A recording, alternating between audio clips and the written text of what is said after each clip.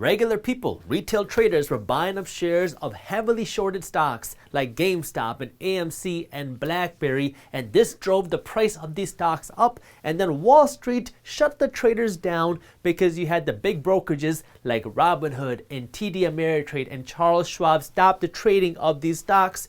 And now the retail traders, the regular people, are angry because hedge funds have been able to do this for decades, but now retail traders are being shut down. What's up, everybody? I am Jaspreet Singh from theminoritymindset.com, where money minds rethink rich. There's been a lot of financial animosity brewing between Wall Street and Main Street. So Wall Street are your big hedge funds, the big money people, and Main Street are your retail traders, your regular investors, your regular mom and pop people, people who are just trading off of their brokerage accounts on their phones.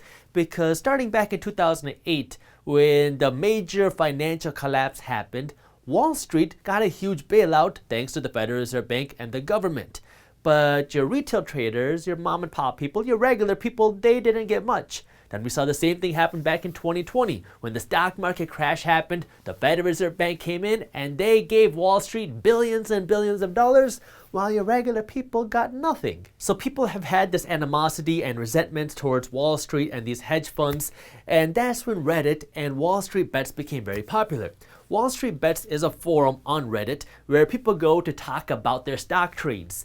And what's been popular recently was people talking about short squeezes. A short squeeze is when you find a company that's heavily shorted. So a lot of people bet that this company is going down, and then you have this group of buyers come in and they buy out the stock, and this forces the stock price higher. And when the stock price goes up, all the people that were shorting the stock are now forced to buy the stock, and this forces the stock price higher. Typically, when you invest in a company, you want a stock to go up because when the stock goes up and you sell it, you make a profit. But when you short a company, you're betting against the company's success, and so now you make money when the stock price goes down. So people on Wall Street Bets did some sophisticated research, and they found that the GameStop stock was heavily shorted. They found that 140% of its shares were shorted, which means you had more people betting against the stock than there were even shares out there.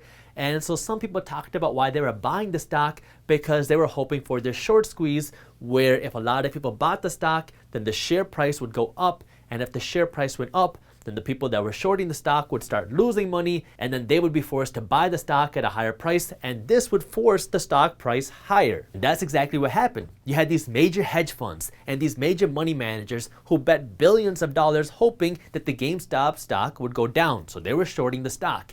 That's when the people on Wall Street Bets and Reddit found this, and they decided to start buying up the stock, hoping that the stock price would go up, because if it went up, then these hedge funds would be forced to now close their short positions, and they would be forced to buy the stock at a loss. Because remember, they make money when the stock goes down. If the stock price goes up, then they're losing money, and then they're forced to buy the stock at a higher price than what they sold it for, because that's how shorting works. And this would push more buyers to come into the market, and that would push the stock price even higher. And that's exactly what happened thanks to the power of the internet. This started to go viral. More people started buying the GameStop stock. The price went higher, and now these hedge funds that were shorting against GameStop were losing billions of dollars. Like Melvin Capital Management was on the verge of bankruptcy, and other hedge funds had to come in and bail them out and buy out that company. That way they don't lose everything. So hedge funds were losing billions of dollars, while your retail traders, your regular people, were making money hand over fist because of this short squeeze, because now all these hedge funds that were shorting the stock were forced to buy the stock, and so the stock price started to soar. You saw the exact same thing happen with stocks like AMC and BlackBerry, because the traders on Wall Street Bets did some research and they found that these companies were heavily shorted. They started buying up these shares and posting it on the forum, and when people saw that, they got excited and they started buying up the stock too. This pushed the stocks of these companies higher than the hedge funds that were shorting the stocks were forced to buy, and this pushed the stock prices even higher, and now the hedge funds were losing all their money and the retail traders were winning. Wall Street was mad because they were losing money. They were losing to the unsophisticated investor, and the regular retail trader was happy because now they were making money and they were sticking it to the big dogs on Wall Street. Now, I don't want to go too much deeper into exactly what was going on and what caused the stock prices to go up, because I just released a video on that. So if you want to watch that, I will link it for you in the description below. But this party started to end because your Wall Street people got angry, and then your brokerage accounts, your Robinhoods, your Charles Schwabs, your TD Ameritrades, they stopped the trading of GameStop and BlackBerry and AMC, And so now you weren't able to buy any more of these shares, but you were only able to sell them.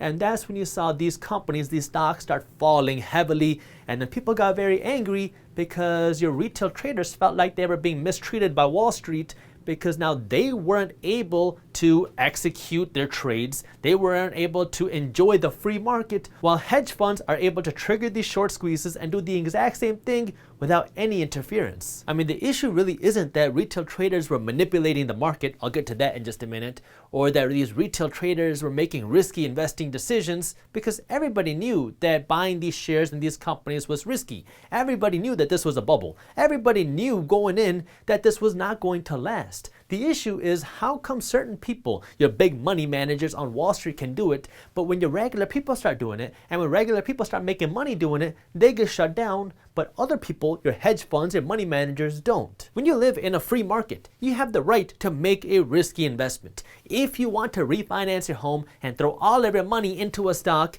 you have the right to do that. It might not be a sound financial investment, it might not be the best thing to do, but you have the right to do that. The stock brokerages like Robinhood were kind of hinting that they were trying to protect their traders on their platform by not letting you trade these stocks. But when you don't let people buy more shares of these stocks and you only let people sell shares of GameStop and AMC and BlackBerry, the only way that the stock can move is downwards. This is why so many people were angry. I mean, it wasn't even so much the fact that people were losing money. It was the fact that they weren't able to make the trades that they want just because the brokerages thought that that was the best thing for the trader. I mean, it's kind of like Wall Street looking down at retail investors, regular people, saying, oh, you're not good enough to do that. You're not good enough to actually make money. So we got to stop you for your own good, even though these retail traders were the ones who were sophisticated enough to trigger the short squeeze. Here's the thing, the majority of people buying into these stocks knew the risks. Yes, there were people that were just trying to get rich quick overnight. Yes, there were people that were trying to get involved with the euphoria. Yes, there was greed involved. Yes, there was speculation involved.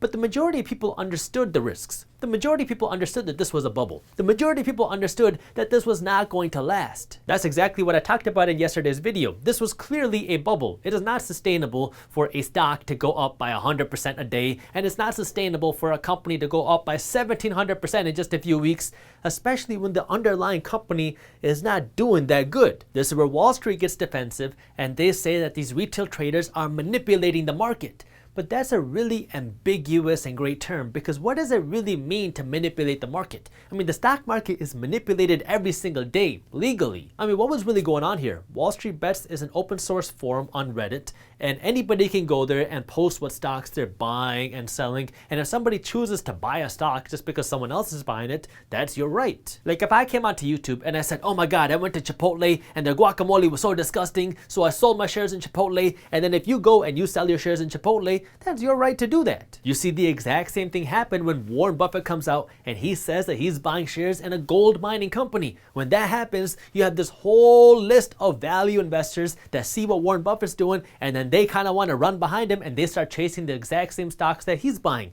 Isn't that stock market manipulation? What you got to understand about stock market manipulation is, first, stock market manipulation is highly illegal. It is illegal for you to work with people in tandem, in conjunction, to pump and dump a stock. So you work with your certain executives and you guys go into a secret room and you decide that you're going to buy shares of a certain company, and once it hits a certain price target, you're going to sell, dump the stock, walk away with your profits, and let everybody else deal with the scraps. But you do see some level of legal stock market manipulation happen all the time. Like when the 2020 stock market crash happened, the stock market was in free fall. That's when the Federal Reserve Bank came out and they said that they were going to print hundreds of billions of dollars to bail out these corporate bond funds, to give this money to institutions, to banks, to hedge funds, and that stopped the stock market free fall. Isn't that stock market manipulation? Yeah, to an extent, but I guess that's a bad example because we can't expect the Federal Reserve Bank to get in trouble for manipulating the market. What about when the United States government came out and they created the stimulus plan, which gave billions of dollars to companies like airline companies, which protected them from failing, while other companies like Hertz and JCPenney and Neiman Marcus went bankrupt because they didn't get a bailout from the government?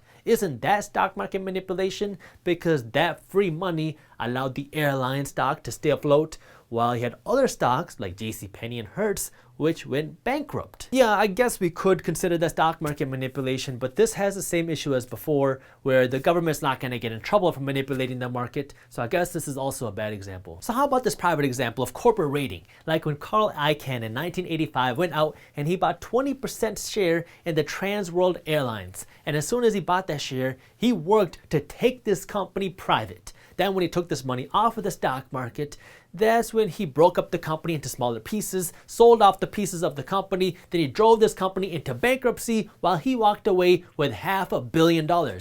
Isn't that some sort of stock market manipulation? I mean, you had thousands of people lose their jobs while he walked away with hundreds of millions of dollars by manipulating the stock. He was able to legally manipulate the share price of the stock when it was a public company and a private company, which allowed him to walk away with hundreds of millions of dollars while thousands of people lost their jobs. Now, you might think that that's a really old example because that was decades ago, and it has nothing to do with what I'm talking about now, because now we're talking about short squeezes where you had these big hedge funds that were shorting the GameStop stock, and then these regular people came in and they started buying shares of the stock, and this pushed the stock price higher, which forced these short sellers, the hedge funds, to cover their losses, to buy shares of the stock at a higher price than what they sold it for, which caused these hedge funds to lose billions, while these retail traders, regular people, walked away with all the money. So you know what? Let's talk about some short squeezes that have happened in the past, because hedge funds have been doing this exact same thing for decades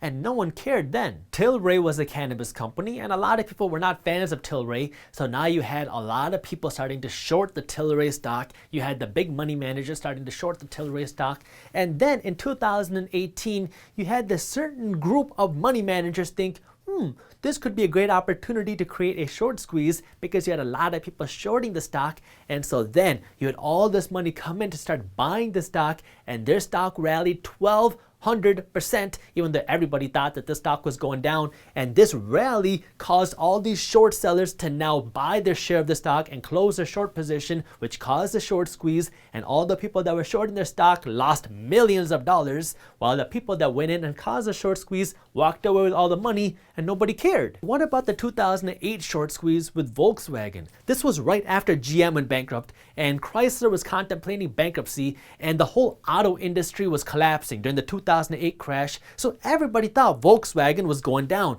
and so Volkswagen had all these people shorting the stock because it was almost like a no-brainer. The auto industry was crashing, and so the people that were shorting the stock were making so much money because their stock was tanking. You had all this downward pressure on the Volkswagen stock, causing it to go down, down, down, and then Porsche came out and they were the first movers to start buying up the stock, and then other money managers started coming in and they started buying up the stock too, and this forced the short sellers to now start losing money because the stock started going up, and so the short sellers were forced to cover the losses. They were forced to buy the stock at a higher price, and then the Volkswagen stock rallied 500% even though they were just on the verge of collapsing. This short squeeze caused all the short sellers to lose billions of dollars in a very short period of time because their stock rallied like 500%, and then for a very brief period of time Volkswagen became the most valuable company on earth. Or what about KBIO Pharmaceuticals? In 2015, they had only one drug, and this drug failed. And now they were burning cash, and they were on the verge of running out of money, so everybody started shorting the stock because it was almost a no-brainer.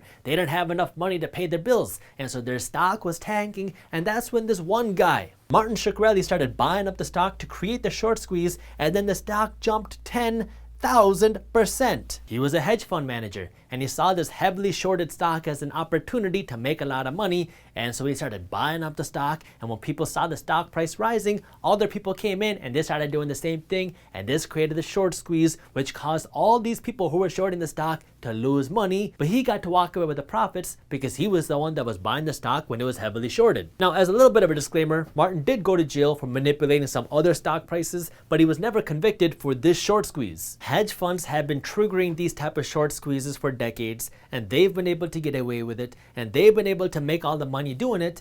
And now we have retail traders who've been doing the same research, trying to do the exact same thing, but now they're getting shut down by brokerages. Not the SEC, who regulates everything, but the brokerages, because the Wall Street brokerages are saying that it's in the best interest for the traders. Again, everybody knew, or at least should have known, that this was a bubble. If you've been involved in investing for any period of time, this is exactly what a bubble looks like. I mean, this was just pure euphoria.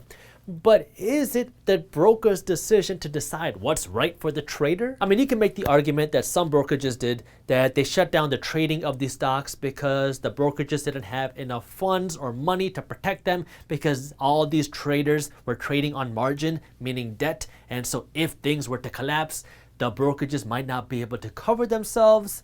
But what's interesting about that argument is even the people that were not trading on margin, so the people that were just trading with their own money, they were blocked from trading the stocks as well. So it looks to me that Wall Street was just upset that your retail regular investors were beating Wall Street at their own game and making money because of it. This isn't the first time that we've seen Wall Street get upset at retail traders, regular traders, for getting a better return and making more money than Wall Street. We saw the exact same thing happen in 2020. By the way, if you do want to learn more about investing your money in stocks and how that works and how you can find a good stock brokerage to use, our team put together an amazing article that will walk you through exactly how to do that. You can read the article on our blog, theminoritymindset.com, and I'll also link it for you in the description below. After the stock market tanked in 2020, you saw this whole new flood of retail investors enter the market.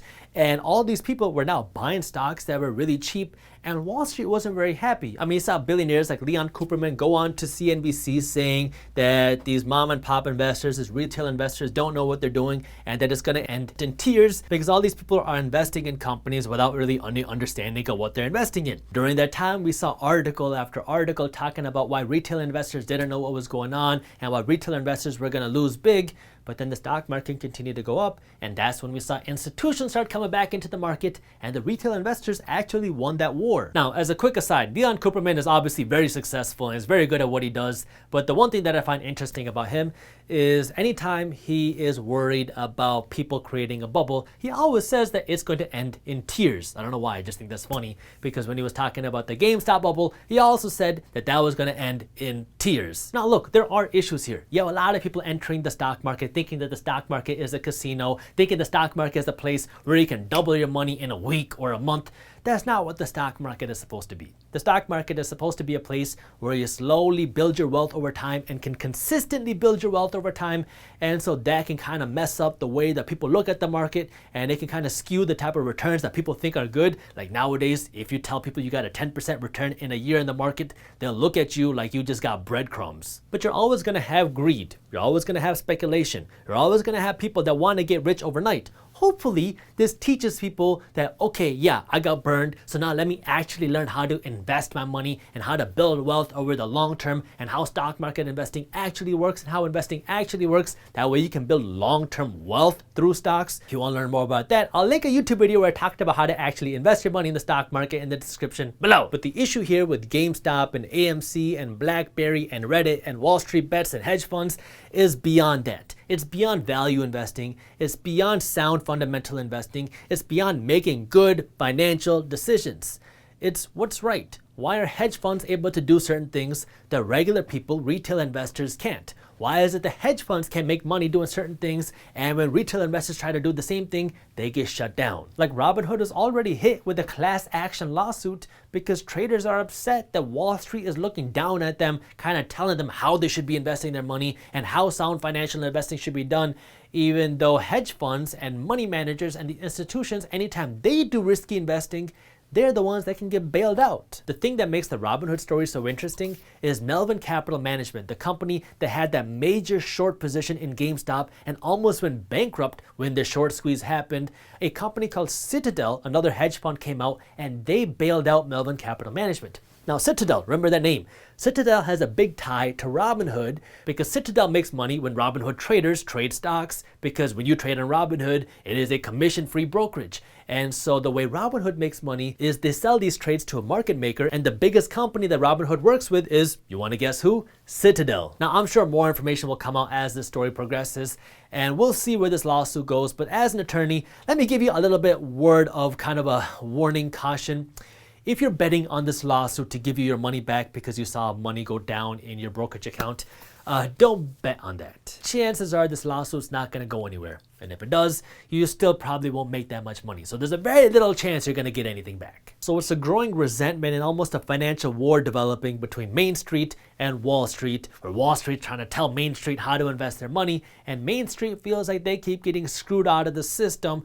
And so we'll see where this goes, but it looks like there's more animosity growing. And so we'll see where this goes. Hopefully there's an amicable solution, because Main Street says, why are you, Wall Street, trying to regulate us? If anything, it should be the SEC regulating us. That way everybody can be treated fairly under the same system. Now, before I let you go, I want to leave you with one last thing, because I want to make sure this is clear before you leave this video. I am not advocating for you to recklessly invest your money or to leverage up your account and to do reckless investing or invest your money into stocks hoping that you can double your money overnight. I want you to build long-term wealth. Okay, that's the most important thing here. I want you to understand how investing works, because that way you can build wealth sustainably over the long term. I don't want you to treat the stock market as a casino, but all I'm talking about is the difference between how Main Street is treated and how Wall Street is treated, because I think people should be treated fairly. Thank you for watching. If you enjoyed this video, here's the video that I think you'll love, and while you're at it, subscribe to our YouTube channel and join our free finance and business newsletter, and as always, keep hustling. The reason why people have been buying up GameStop is for a few reasons. One, people have been seeing the amount of shorting that's been going on with GameStop, and people think that if they can move the price of GameStop up,